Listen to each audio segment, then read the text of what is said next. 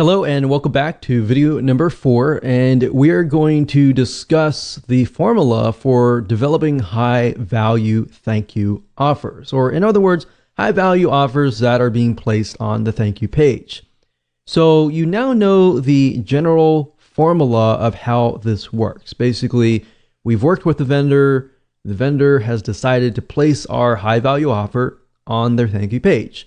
And basically, they're going to place the subscription form or a link that goes to your subscription form, and people fill that out. Now, the reason why this works is because if you build something that is not directly in competition, but is somewhat related to what they are offering, then the customer just bought what they were expecting, but they got something so much greater, which is what you're offering. So obviously, in this case, you have to build something very, very tightly focused, not in direct competition, but tightly focused. So in other words, don't approach a vendor who is in direct competition with you or anything like that. Because as a vendor, a lot of times we think, okay, if I'm going to share my list with you, or I'm going to give something to you, then and you're selling the exact same thing as me, then you're just going to steal my list.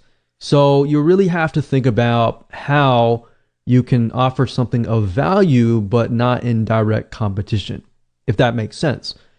So to make this work, you really need to break it into parts. And here's what I mean by that.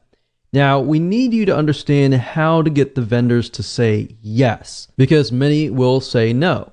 So I really want you to put yourself aside here, because I'm probably sure that you're super excited about building a list, getting other people to build a list, and it's super easy to forget about the buyer and the vendor. So put yourself aside for just a moment and let's discuss. So I want you to put yourself in your vendor's shoes, because this is actually very crucial.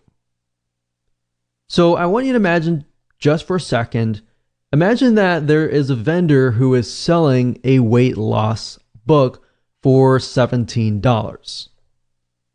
What if you came along and you created a high value product that was related? So that book talks about weight loss, maybe weight type loss, cardio exercises, and all that. But they talk nothing about food or diet or anything like that. So you come along and you find these vendors that are really focused on this particular aspect, or anything that is not related to food. Obviously, if you approach a vendor who is selling a recipe on weight loss, they're more likely to say, oh no, definitely not. Heck no. They're definitely not going to accept that, because it's just too close to what they're selling. So in this case, perhaps because their book is about weight loss and weight loss training exercises, you can perhaps create a high value product related indirectly that is discussing about food recipes for weight loss. And let's say you do that. And what you end up is you create a book or a video that is worth more than their book. So in this case, you can set the recipe book up for sale on an actual sales page for $27. Somebody is selling a $17 book or something lower. Basically, what you want to do is you want to make sure that your high value product is either double or a little bit more money than what they are selling. And the reason being is because it's going to get the vendor to more likely say yes. Now, it's got to be realistic. If you're offering something of low value and just bumping up the price, that's not going to work anyways. So yes, as you can see, it does take a little bit more time to actually go through this process, but it's going to be well worth it in the end. Because if you can find, let's say, for example, 10 different vendors who are selling a weight loss book, but they have nothing related to food, then you can approach those 10 or 20 or 30 or so forth. Really focus on a few right now and just get them to say yes, and then approach other people and say, hey, this person said yes, so forth, and blah, blah, blah. So that's what you want to do. And now I really want you to think about the vendor. So let's say, for example, if you offered your product up for free to their buyers, wouldn't their buyers love them for just getting you to work out a deal? Yes, that's going to be a win-win situation for them and for you. Now, that is only if the case if the book you're providing is of high value. If it's low value and you have low quality, you're just going to get a bunch of no's. In fact, I've seen, many people approach us, for example, and they want to offer something and it is super low value with a bumped up price. So you want to make sure that you have high value, a high value sales page and a thank you page. If you're not able to create one yourself, then get a professional to do it for you. Because you want to make sure that everything looks super professional. Everything is high value, because as a vendor, we all think the same. And what we think is, I want to provide the best to my list. If anything is, not really good, I'm going to say no. So that's what you really have to think about a vendor, and just think about yourself as a vendor as well. Put yourself in their shoes. Now, obviously different niches are different. So you have to think about that particular niche. You have to kind of analyze the vendor and the buyer, which we'll talk about later. Now, what you want to do is offer their buyers your paid book, your paid video course, your paid product or service for free in exchange for them adding this offer to their thank you page. And we discussed why. And that was because, why? Because the vendor is sending the buyers to that page to get the download information. So think about it really carefully. If they purchased a product that is related to weight loss and they see a recipe book that is directly related, they are more likely to say yes. Thank you, vendor, whoever you are, and thank you. Now, this is why it works, because people land on the thank you page, they remember the vendor, they remember you. So the point of contact has already been created. Even though they haven't purchased from you directly, they have created this connection with you, which is stronger than somebody just subscribing and getting a free book. All right, so does that make sense? Basically, they are a proven buyer and they're going to remember you as well. So this becomes what we call a warm buyers list. Cold list means that they don't know you at all. They don't know who you are. They just subscribe to your list. They don't know what you can offer to them. So they have that connection. They know you, basically. That's what that means. So as long as you build that relationship up and you constantly give them high value materials related to weight loss, they'll buy from you. And this is how the formula works. And it's very simple, as you can see. So really what it comes down to is most of your time will be focused on analyzing the vendor and buyer, and then creating a high value product that they are already buying out on the internet, but you just produce something of more high value.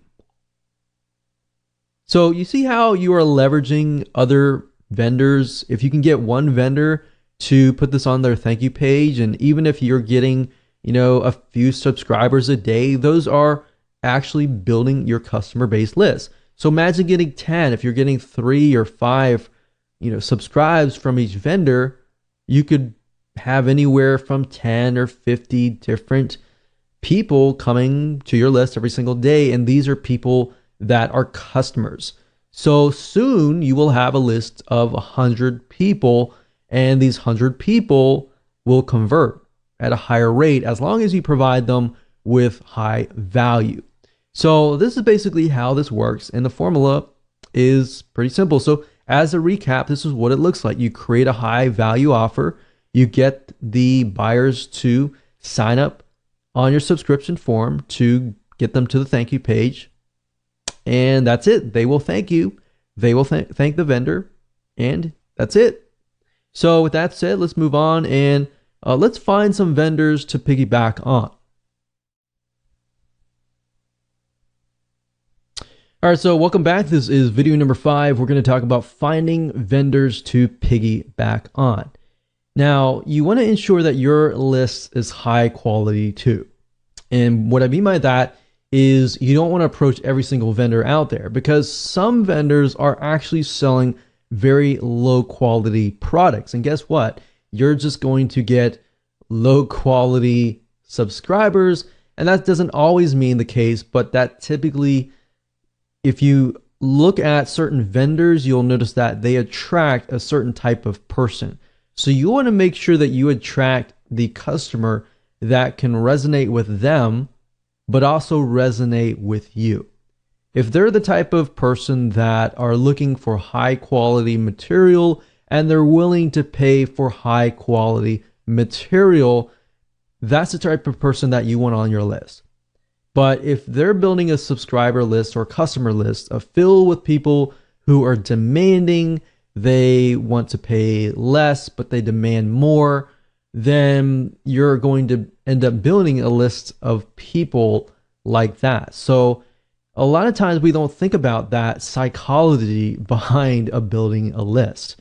It's just about building a massive list. All right. So you want to make sure not only that, but that the vendor is actually getting sales. And you want to look at some analysis and do your due diligence beforehand.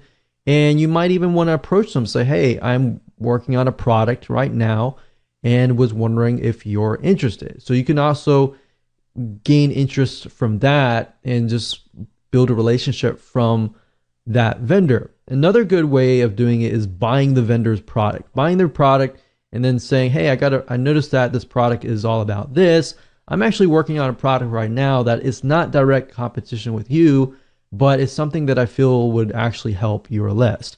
So I will say not all vendors will say yes on the spot, but if you have a relationship with them and it's not this, you're begging them or anything like that, but a genuine relationship with them, they're more likely to say yes, because there is somewhat of a relationship building involved. So you want to make sure that the vendors are getting sales and high quality. And there are several sites that you can use to find these vendors. So keeping that in mind, you want to look specifically at sites that sell goods, specifically digital goods if you are selling a digital book, a digital video course, or something digital or intangible. You could technically look at sites like Amazon.com, but most of those are selling through Amazon and are physical goods. Now, that doesn't mean that you can't maybe even convert your product into some sort of physical good. You could approach it that way as well. But you could use Amazon.com digital like Kindle. And if you do enough research, you typically can find the author of the book or the product and do a little research on the internet to find them on the internet. And if they're building a list or selling something on the internet, that is a good indication as well. So you can technically use Amazon.com indirectly to find people. You can use sites like clickbank.com to find vendors. And this is a great site to go to because clickbank.com will actually show you stats of how well the vendor's product is selling. And the great thing about this is it really encompasses many different niches, everything from wealth to religion to different types of broad spectrums of niches and all that. Now, there is another site called jvzoo.com, but keep in mind jvzoo.com specifically targets primarily businesses, marketers, so business to business type lists.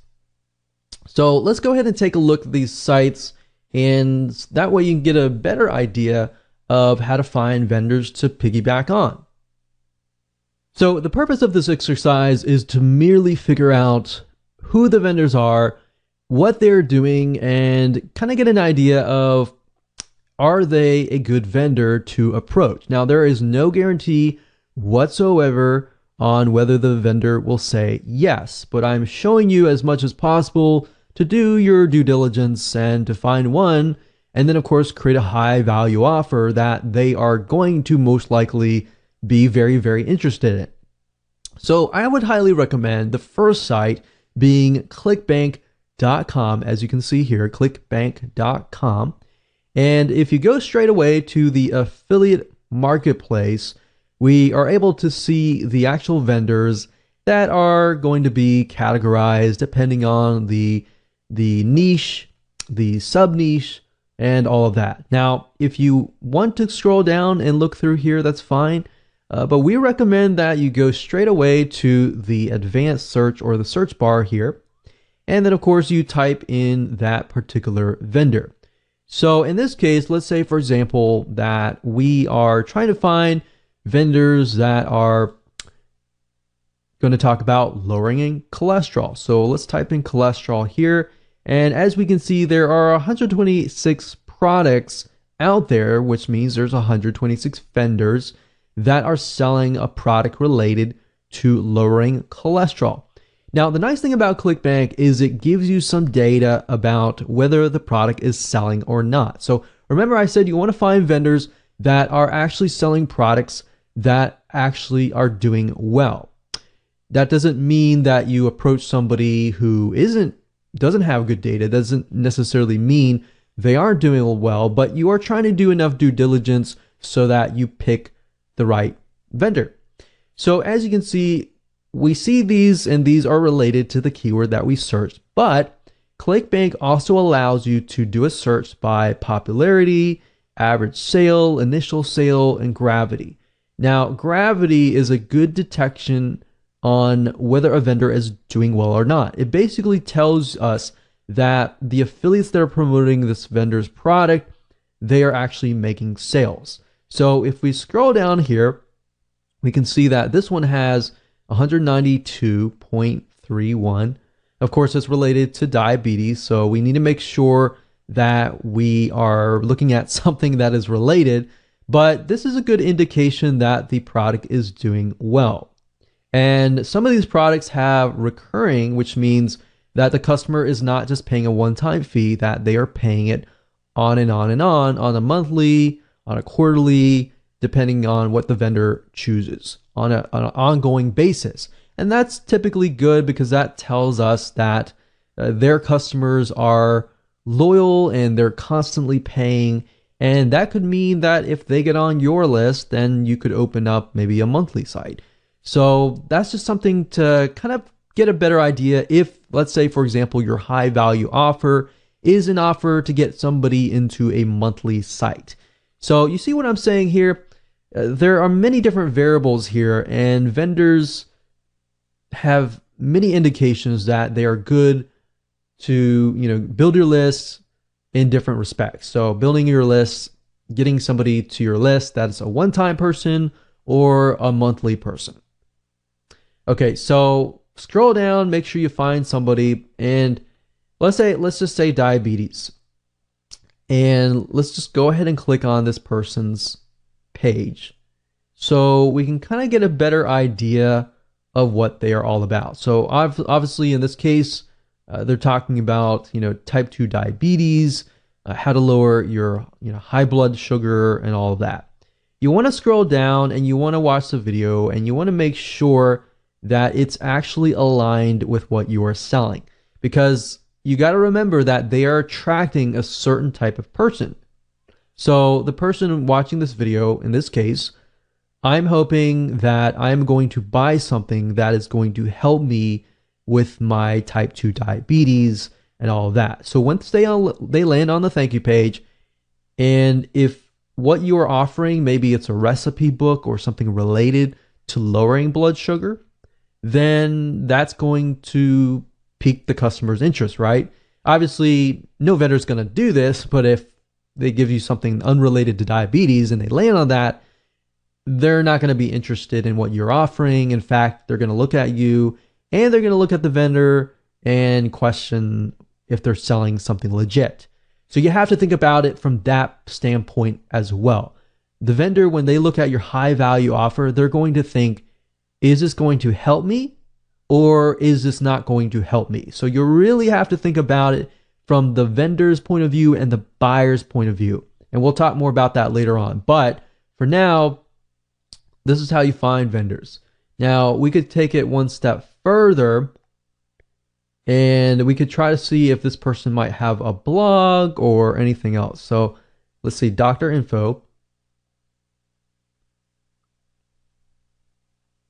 So what we could do is we can see that these are the doctors, obviously, that are connected to this. But we could actually Google their names and try to figure out if they have a blog, are they building a list, and all that kind of stuff. So it's not just do they have a viable product, but are they building a list out in the open that is not included on the sales page? Because if they are, that might be a good sign, because if it converts well on the thank you page, they might be more inclined to actually promote it to their other lists. All right, you see what I'm saying here? So start with clickbank.com. Try to do some research as far as finding vendors this way by looking at gravity, by making sure the product is actually aligned with your product. So that's a good way to come to clickbank.com. Another site, of course, is amazon.com. Now, Amazon mainly sells physical products, but you still can gain a lot of insight from amazon.com. So for example, even though it's from Amazon, some of these authors actually have their own blogs, have their own products out in the open on the internet. So if they're doing well on Amazon, most likely that means they're doing well as well on the internet, in the World Wide Web. So let's say, for example, we'll do something like WordPress, or actually we'll do lose weight. And let's just do some research on this. So we're looking for Kindle books. I wouldn't really look specifically for physical products, so I would look under Kindle. So let's add Kindle, or you can go to the Kindle department, that's fine too. But you go here, we're going to sort by customer reviews.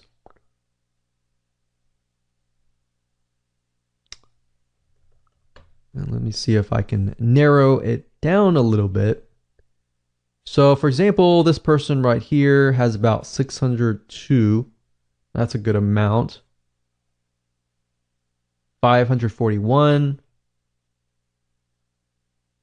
167. So what I recommend you do in this case is, okay, they're obviously selling a lot. If they have this many reviews, unless they're fake, and there's a good way to detect that by actually looking at the reviews. But if they have this many reviews, typically 1 out of 20, 1 out of 30, even sometimes 1 out of 100 people will leave reviews. So that means they have a lot of sales. Now, the big question is, do these people actually have maybe a membership site or another site that is located not on Amazon.com? So this lady is named Jenny Allen. So what I like to do is typically look at their author page and see if I can dig up a little bit more information. So this lady's named Jenny Allen. I don't know if she's a celebrity. I don't know if she is an information product creator. I don't know, but we don't know until we actually take a look. So as we can see, she's got blog posts. So let's just see if we can dig a little bit further here. So that's interesting. So you can see she has a site, and let's see this blog. I think the question is, are these her blog posts or are these somebody else's blog posts? So they're all coming from a site called Formulated Fitness. And it looks like it's the same guy's name. It's not Jenny Allen, but it is Joseph. So what I'm trying to do is I'm trying to look through and see if they're selling another product. So this could be her business partner in this case. So basically what you're trying to do is follow the breadcrumbs. So in this case, I'll do a little more research on Joseph Solidum and see what we get. Formulated Fitness. So it looks like they own a site called Formulated Fitness, and that's correct. So Formulated Fitness, we can see Jenny Allen is on that picture. They have 18,000 likes. We can go further and see if they're selling products, video courses, or anything, any other products that are not connected to Amazon. So a lot of people don't think about this, that just because somebody's selling on Amazon, typically you cannot, work with a vendor with Amazon, because Amazon's very controlled. But beyond Amazon, if you look beyond that, you can actually see that some people are selling products beyond that. So this is a good way to kind of use Amazon as an indication that somebody actually is converting. And if they're converting, then you can actually go beyond that. Does that make sense? And hopefully that gives you an eye-opening experience into what you could potentially do, because Amazon is so broad that it pretty much fills so many different niches. So obviously the third place that you can find vendors is, of course, a place called jvzoo.com. Now, JVZoo is primarily vendors related to business. So Amazon and ClickBank pretty much fill the non-business related type areas. Now, they do have some business, but JVZoo is just for business. So I want to make that note there. Now, they do have some other products you might find, but for majority, it is mainly for business. Now, you do need an account to do this. So you need to go to jvzoo.com, create an account and as an affiliate. And then if you go to the top and you click on affiliates and click find products, you will be directed to this page where you'll be able to find digital products to promote. Now, obviously in this case, we're looking for vendors, but this gives us some good data to get an idea of what products are being sold, how much the conversion rate, the EPC, in other words, the earnings per click, and the refund rate. So if you got a product that is doing really well, but yet they have like a 10, 25% refund rate or above, then you might want to think carefully, because if you think about it, if they are getting, let's say, a 25 to 30% refund rate, the type of person that lands on their product may be a type of person that refunds all the time. And you don't really want to build a list of people like that, especially if they're going to buy your product, download it, and then refund it. So that's something else. You really got to think about the type of person, which we'll talk more about later. But for now, this is a good place to go. And of course, at the top, under keyword, you can do a search for a product. So let's say, for example, that we're looking for a product that's related to WordPress. And you can do a search. You can go through here and look at the products. And if you click on the product itself, it'll give you a better idea of, the vendor and all of that and their history. So it gives you a good idea about that. But like I said, follow the breadcrumbs, just like Amazon. Look at the seller, which is, it says the product name by this name of the product owner. So you can scroll down and you can do some research on these authors, just like I did with Amazon, and look at the product, make sure that this is something that is related to your product, and think about the type of buyer that it would attract and whether it fits your product, whether the buyer would be high quality or not, and just find the vendors that way. All right. So with that said, let's move on to the next video.